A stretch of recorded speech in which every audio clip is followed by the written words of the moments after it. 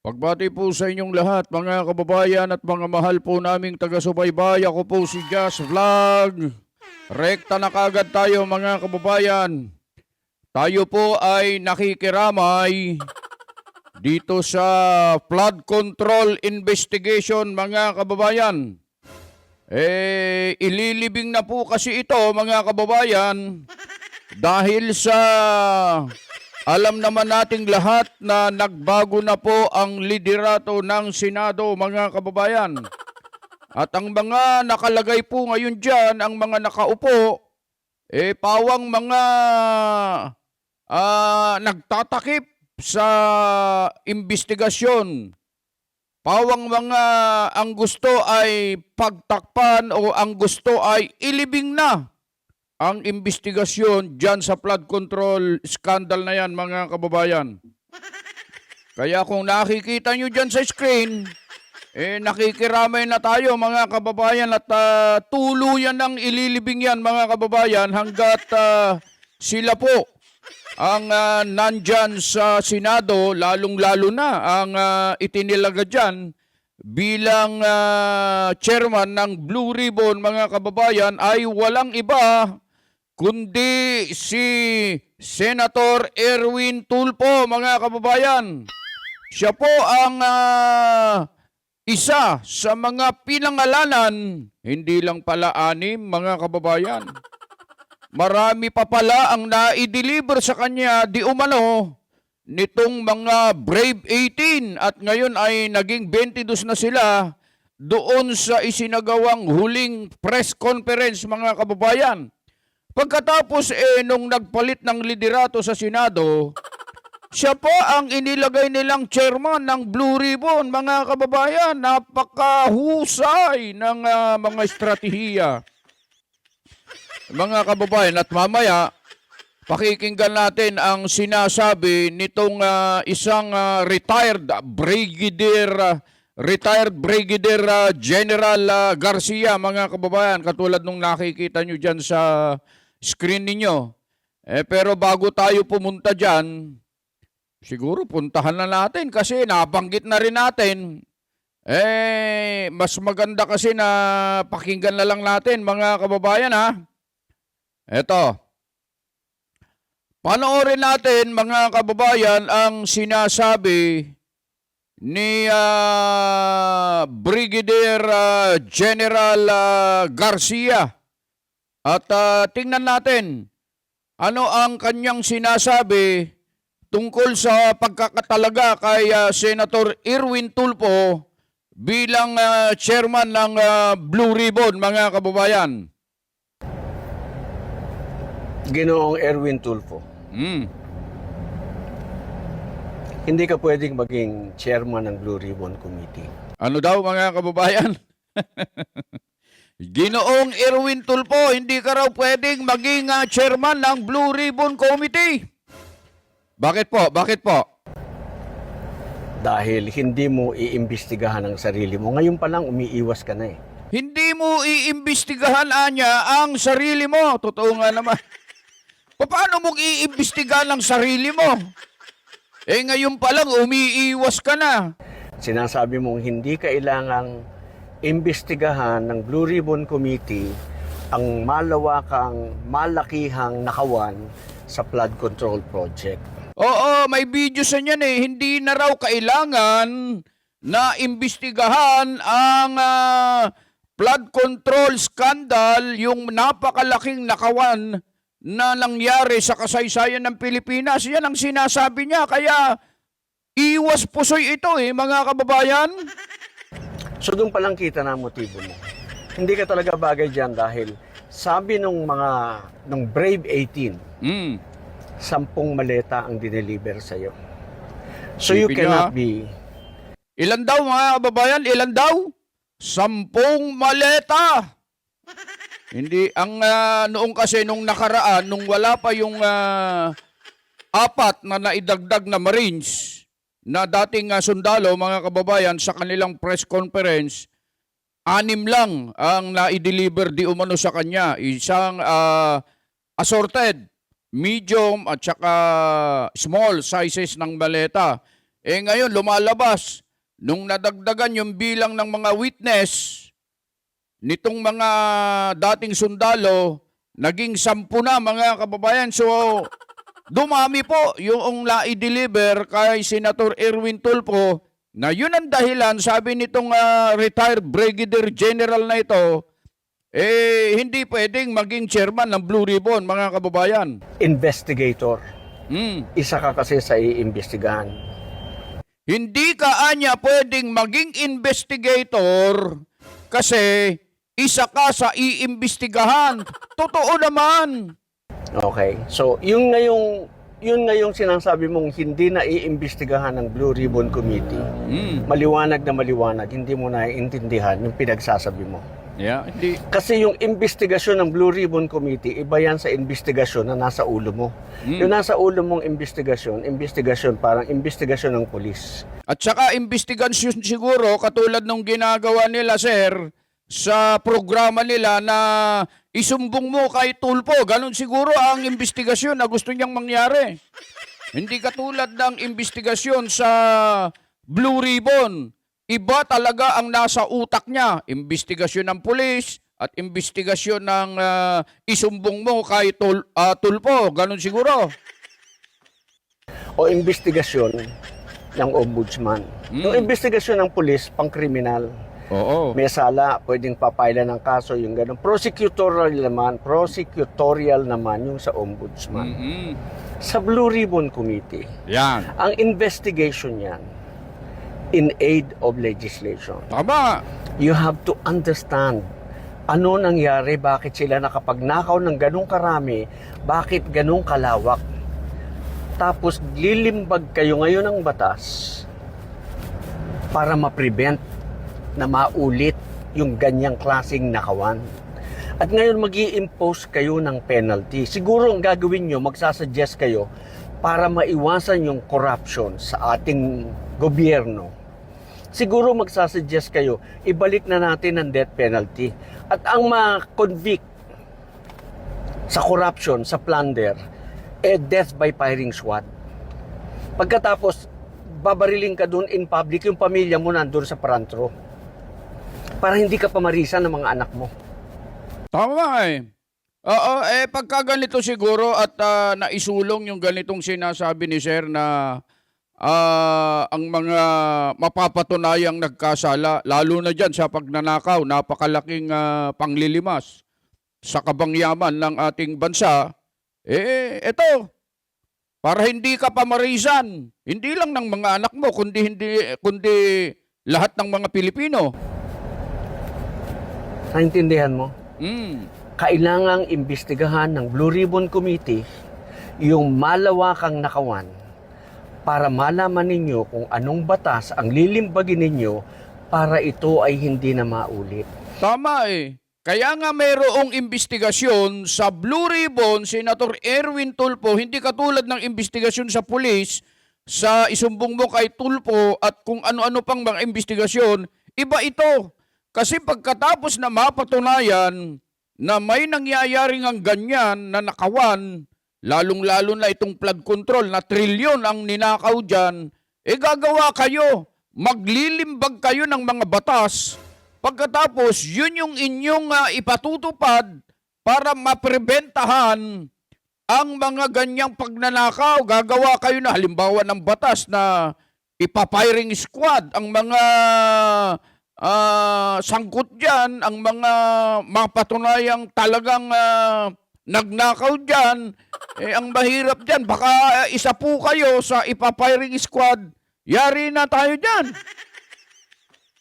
At para ito ay pwedeng singilin, bawiin ng gobyerno, hindi katulad ngayon. Nagkasabwat-sabwatan na kayong lahat. Tama eh. Batay sa mga, mga kababayan ito kasi ay nagbibigay tayo ng opinion natin. Sigon, batay sa mga sinasabi nitong mga matatapang na nagbibigay ng kanilang mga kaalaman, nakita at karanasan sa pag-deliver ng mga mali-malitang pera sa mga kinauukulan. Tayo ay nagsasabi lang ng opinyon tungkol dyan, mga kababayan. Ito, totoo yung sinasabi niya, nagkasabwa-sabwatan pagkatapos, ikaw ang ilalagay nila na mag-iimbestiga sa Blue Ribbon, ikaw ang ilalagay nila na chairman. Parang niloloko nyo lang ang mga tao pagka ganyan. Malinaw na niloloko nyo lang ang mga Pilipino. Kaawa-awa ang bansa, kaawa-awa ang... Tama, kawawa na po ngayon ang ating bansa dahil sa mga nangyayari nito, mga kababayan. Kaawa-awa na po talaga ang mga Pilipino. bayan, kaawa-awa ang taong bayan. Dahil nagkakaisa kayong lahat sa inyong pagnanakaw sa gobyerno. Nagkakaisa. So, malinaw po mga kababayan na ito, mga kababayan, ang napapakinggan ninyo at napapanood nyong nagsasalita, hindi basta-basta tao ito Ito po ay retired Brigadier General po yan. Hindi makakaabot sa ganyang kalagayan at katayuan ang mamang ito kung hindi dumaan sa maraming mga pagsubok, kung hindi dumaan, sabihin na natin, kung bobo ito, Kung bobo ito. Matalino ito, mga kababayan. Nag-iisip ito. May paninindigan ito. Hindi basta-basta tao ito. Kaya, itong sinasabi niya, mga kababayan, hindi ko sinasabing lahat yan totoo pero mayroon siyang punto Mayroon siyang malaking punto dito, mga kababayan. Okay? So, please, huwag ikaw.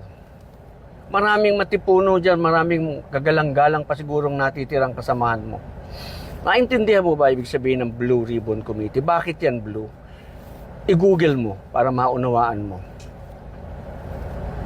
Ayan mga kababayan nakikiusap. Please, huwag ikaw. Bakit? Alam niya na walang mangyayari. Paano mo iimbestigahan ang sarili mo, Senator Erwin Tulfo? Isa ka sa mga sangkot, isa ka sa mga binabanggit na tumanggap umano ng mali-maletang pera pagkatapos ikaw ang mag-iimbestiga?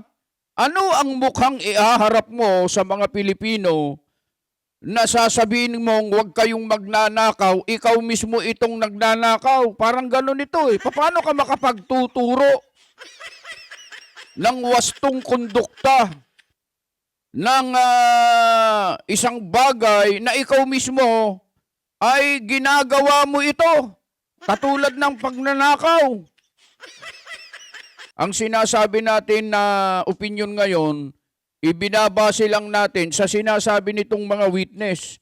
Sana humarap po ito para maging, maging opisyal ang lahat ng kanilang sasabihin.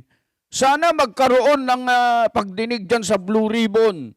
Yung totoo talagang pagdinig. Pero sa palagay nyo, mga kababayan, itong grupo ni Gatchalian, magkakaroon pa kaya ng flood control investigation? Yung patas, totoo na flood control investigation? Paki-comment naman po dyan sa baba, mga kababayan. So, yun po ang isa sa mga pinag-usapan natin ngayon, mga kababayan, yung tungkol dito sa pagkakatalaga ni Senator Erwin Tulfo bilang chairman ng Blue Ribbon. Proud na proud pa siya, mga kababayan Pinost pa niya sa kanyang pasyalan nyo, yung Facebook account ni Senator Erwin Tulfo, nilagay niya doon yung mga tungkulin niya na kung saan itinalaga siya. Proud na proud siya, mga kababayan, pero alam nyo ang reaksyon ng mga followers niya, milyon-milyon, puro lahat ay pinagtatawanan yung post niya na yon, mga kababayan. Dito tayo, mga kababayan. Ito naman, si retired Colonel Kerubin naman po ito. Ito, mga kababayan, ito ay pinost naman ang balitang ito ng News 5, mga kababayan. Tingnan nyo pagka ang pahayag ng isang kilalang tao ay kumukontra, mga kababayan, doon sa pahayag ng 18 Marines, ang mga medyang ito, mga kababayan, binibigyan nila ito ng importansya. Parang Headline sa kanila ito, mga kababayan.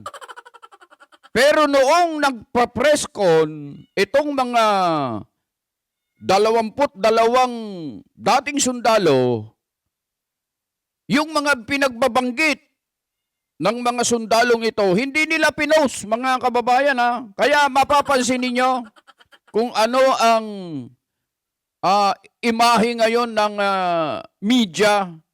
Meron din po silang pinagtatakpan eh. Kasi nga, mga kababayan, may nabanggit na may mga media na tumatanggap din ng basura o pera na galing din, mga kababayan, sa flood control, mali-maletang pera, mga kababayan. Etong si Colonel Ariel Querubin, sabi niya rito, kung totoo ang mga sinasabi nila, bakit ngayon lang lumabas? Alam pala nilang nakaw pala yun. If you have very strong moral fibers, di ka pwedeng magsakam sa kahit anong illegal. Ayan, sinasabi ni retired Colonel Ariel Querubin, mga kababayan. Ito yung report ng News 5, oh. Basahin ko, ha. Duda sa pahayag ng 18 bodyguards. Kwinestyon ni retired Marine Colonel at AFP Medal of Valor awardee Ariel Querubin, talagang ipinakilala pa ng gusto eh. Ang mga pahayag ng nagpakilalang bagman ng dating kongresistang si Saldico. Tingnan mo, ha. Yung si Querubin, mga kababayan, napaka-ingrande ng kanilang pagpapakilala. Pero noong yung mga testigo na, yung mga dating sundalo na, yung nagpakilalang mga ex-marines, ang sabi dito, nagpakilalang bagman ng dating kongresistang si Saldico. Walang sinasabi dito, mga kababayan, na sila'y mga dating sundalo. Kaya dito pa lang, sa pagre-report ng mga medyang ito, mga kababayan, makikita mo na talaga, meron silang pinapanigan, mga kababayan. Tuloy natin. Kung talagang totoo, magsampa na kayo kaagad ng kaso. Gamitin ninyo yung lalalaman ninyo. Nasabi nga nyo, totoo. Then isampa nyo na. Hindi yung ang daming press conference sa ad ni Querubin. I wasn't born yesterday. Sabi rito, every time na ganito na may mga propaganda, they're really up to something. Dagdag pa niya. Pinuna ni Querubin ang umano'y inconsistencies sa testimonya ng grupo. Suportado naman niya na ipatawag ang naturang bagman sa mga darating na pagdinig ng Senate Blue Ribbon Committee tungkol sa flood control scandal. Yan ang report ng News 5, mga kababayan. Napansin ninyo? Pagka ganito, headline sa kanila yan, mga kababayan. Pero pagka yung mga sinasabi ng mga ex-marines, yung mga sinasabi ng mga nagtrabaho kay Ginoong Saldico, nag-deliver ng mali-maletang pera at kung sino-sino yung diniliberan nila, iniiwasan nila na i-post ito, mga kababayan. Kasi, mayroon ngang nabanggit na mga media na nabigyan ng pera mula doon sa mga idiniliber ng mga dating sundalong ito, mga kababayan. Mahahalata mo eh. Ang masasabi ko naman, mabuti nga po ito, mga 22 dating sundalo, Sir Querubin, nagsalita sila. Talagang sila ay nagbuwis ng kanilang buhay. Isinakripisyo ang kanilang sariling kaligtasan at pamilya. Nagsasabi sila, alang-alang sa pagkakaroon ng kalutasan sana sa problema sa flood control. Ikaw, Meron ka bang nasabi? May ambag ka ba na sinabi mo para makatulong ka sa bansa? Kinukutya mo pa itong mga nagsasalita, mga witness? Dapat sana bilang sundalo rin, sinusuportahan mo ito. Baliktad ang ginagawa mo, sir. Opo, baliktad po yung ginagawa nyo. Ang maganda po sanang sinabi ninyo, titignan natin. Yung sinasabi ng 18 Marines na ito o kung ilan man sila, kung totoo nga o hindi itong sinasabi nila, dapat isa lang sila sa Blue Ribbon para matanong sila at mailabas ang mga ebidensya. Ganun sana, hindi yung sinasabi mo rito, propaganda, I wasn't born yesterday. Ano yan? Kanta? Ang bira naman. Ito namang... Talagang wala na itong ating bansa, mga kababayan. Hindi natin alam. Baka nakabahagi din ng biyaya ito, kaya ganito sinasabi, mga kababayan.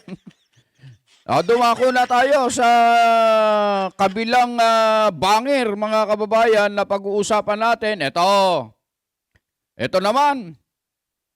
Si Ombudsman Rimulya, inusisa kung kailan nito pipitasin ang anyay hinog na kaso ni Senator Joel Villanueva, mga kababayan. Pinatatawa niyo po ba kami, Ombudsman Rimulya? Kumusta po yung sinasabi mo na sasampahan mo ng kaso si Senator Chis Escudero? Nasaan na po yung plunder case ni Chis Escudero, Ombudsman? Bago kami maniwala dito sa sinasabi mo, Ginoong Jesus Crispin Rimulya, patunayan mo muna, napatas po kayo. Noong lumipat si Chis Escudero sa kampo ng Gatchalian Block, nawala yung kaso, mga kababayan. Nabura.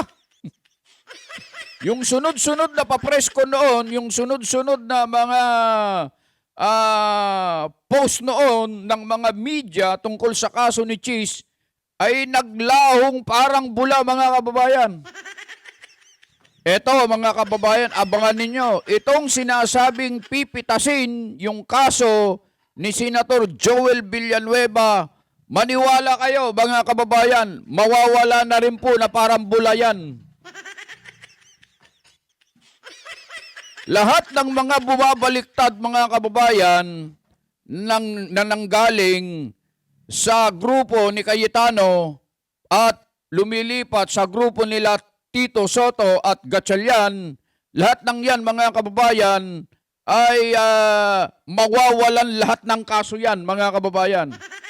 Pero mayroong isang tumindig. Sino? Si Senator Jinggoy Estrada. Mabuti pa ito, mga kababayan, talagang tinindigan niya. Kahit na makulong siya, ay tumindig siya sa tama, mga kababayan. Ganon sana. Kaya itong mga senador na ito, kaya tama yung sabi ni Camille Villar Inalay ni Senator Bato de la Rosa yung kanyang kaligtasan, seguridad, pati buhay niya. Pagkatapos ay trinidor lang nitong si Chis Escudero at nitong si Senator Joel Villanueva. Sabi nga ni Senator Camille Villar, mas masahol pa kayo kay Judas. Oo. Pagkatapos, sasabihin mo kung ano-anong mga para lumabas na hero ka.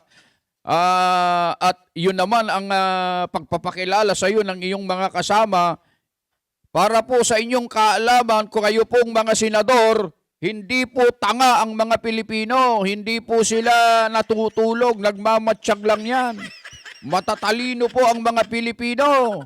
Hindi nyo kami mabobola. Kaya itong sinasabing ito na pipitasin, hinog na kaso ni Senator Joel Villanueva, inuusisa yan para ilibing na, para mawala na yan, yun ang totoo. Mga kababayan, dito na tayo sa susunod. Ito naman, Dito na tayo. Ito po kasi mga kababayan, yung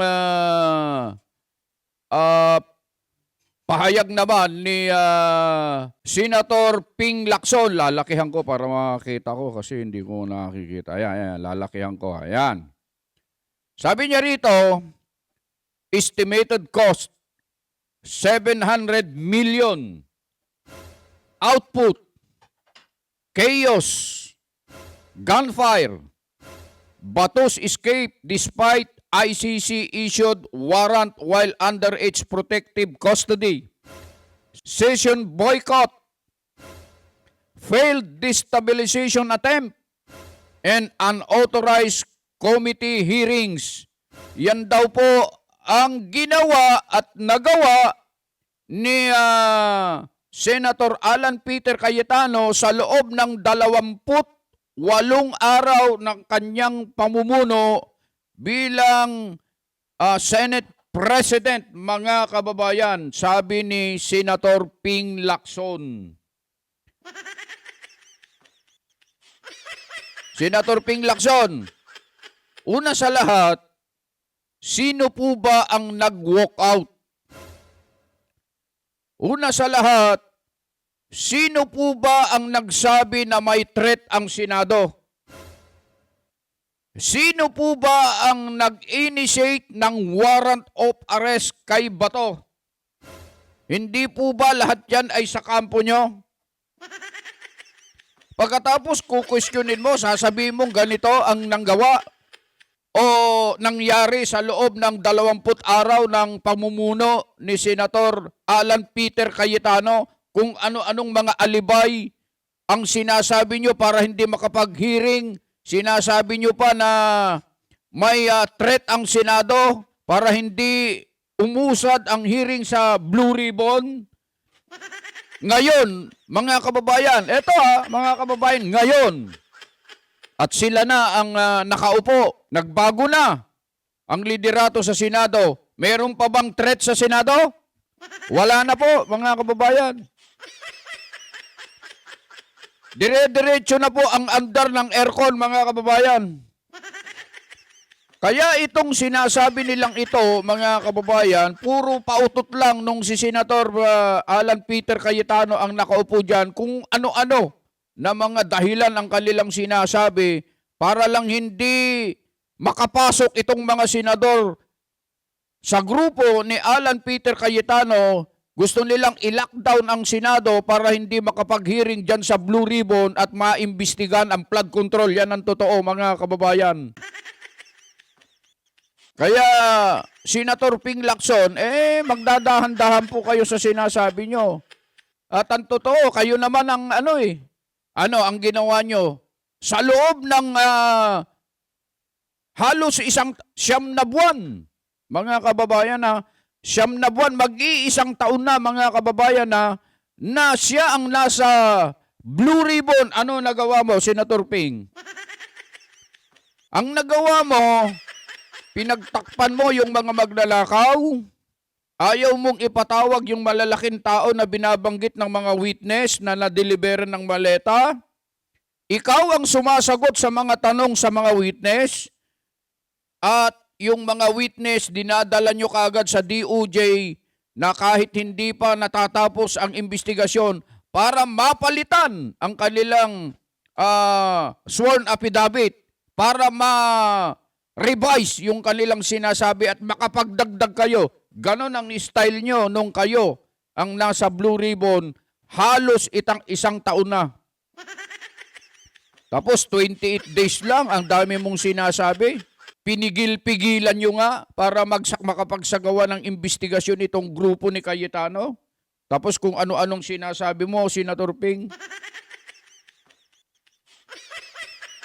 Kapag may tanong sa'yo si Senator Marcoleta, tumatakas ka kung saan-saan ka pumupunta, umiiwas ka sa debate. Yan ang mga nagawa mo nung ikaw ang chairman ng Blue Ribbon. Ayaw mong humarap, ayaw mong sumagot sa mga tanong kasi masusukol ka. Malalaman ng mga taong bayan, ng mga Pilipino, na pinagtatakpan mo at ipinagtatanggol mo itong mga magnanakaw. Yan ang totoo, mga kababayan. Bueno, mga kababayan, yun lang. Na-i-share lang namin itong mga bagay-bagay na ito para malaman ninyo, mga kababayan, hindi tayo nang ano dito, tayo ay sa tama lang tayo, mga kababayan, doon lang tayo sa totoo. Kung sino po yung nagpapakatotoo dito, kung sino po ang naghahangad ng katarungan, katwiran dito, doon tayo, mga kababayan, kahit sino pa yan. Mga kababayan, Luzon, Visayas at Mindanao at lahat ng ating mga kababayan dyan sa abroad, mga OFW, mga kapatid po namin na patuloy pong tumututok sa ating munting programa. Binabati po namin kayong lahat ng isang magandang araw at lagi namin sinasabi ano man ang inyong ginagawa, nasa man po kayo, lagi po kayong mag-iingat.